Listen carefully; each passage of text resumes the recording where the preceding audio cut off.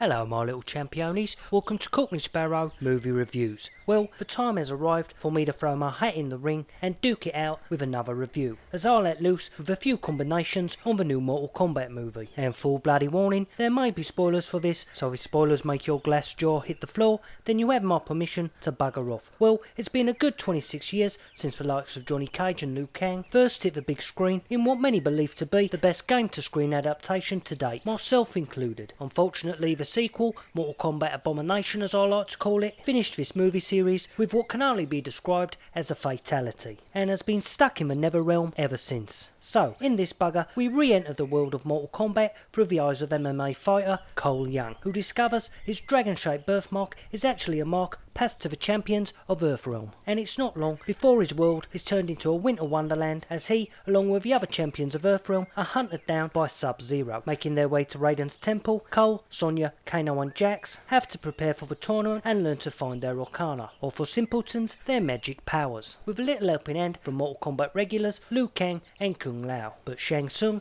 the soul-stealing sorcerer of Outworld, has other ideas, breaking the rules and sending his minions to take out Earth's champions, leading to a good old-fashioned punch-up with lots of gory brutality. So, was this bugger a flawless victory, or a gut punch to the old gonads? Well, for me, this was a mixed bag to say the least. The first 10 minutes of this film were great, with the introduction of the origin of Sub-Zero and Scorpion's rivalry, with a throwdown in ancient Japan, which was beautifully shot. I really did love the way this movie opens. The setting and the tense action was perfect, and it had me rubbing my hands together with the prospect of what was in store for the rest of the film. But then we are well and truly leg sweeped and put on our arses as we cut to the introduction of Cole Young, a character that feels inserted into this flick by some suit-wearing numpty who thinks the audience are too dumb to understand the concept and lore, and that we need our hands holding through the entire movie to know what's going on. And this for me is where the film falls flat, which is a shame as I do like the actor who's playing Cole, but the writing for this character was shocking to say the least. Every scene was a real eye-rolling moment for me, and to be honest, there's enough characters within the Mortal Kombat world that could have been the surrogate for the audience, without creating a new one that no one really cares about and just feels a little pointless. But look, as bad as that was, there are still lots to like in this movie. The Mortal Kombat characters we do get in this